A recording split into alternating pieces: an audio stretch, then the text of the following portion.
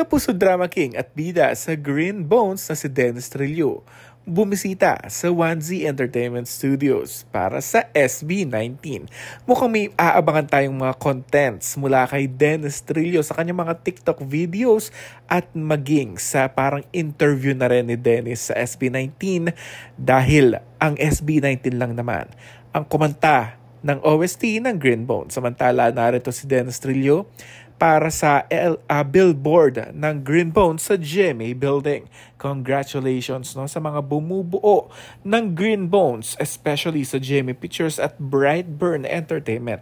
Narito yung mga kaganapan at mga patikim sa parang talk show ni Dennis Trillo, guest ang SB19.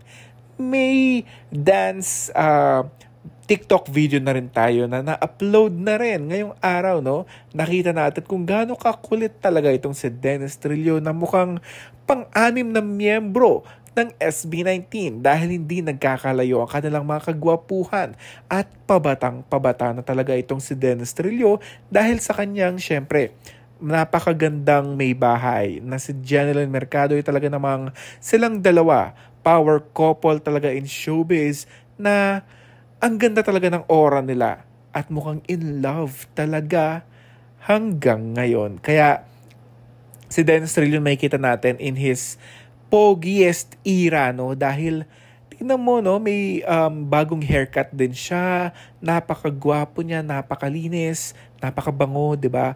Kaya naman nandito siya sumasayaw with SB19 na sina Stel, nasa harap siya. Si Pablo nasa harap din, nasa likod naman sina Justine, si Josh at si Ken.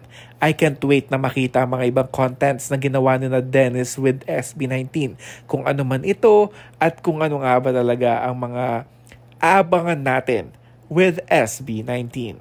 Kaya naman let's support Dennis Trillo's upcoming film na Green Bones and parte ito ng 50th Metro Manila Film Festival simula December 25. Again, thank you for watching. Don't forget to like and subscribe.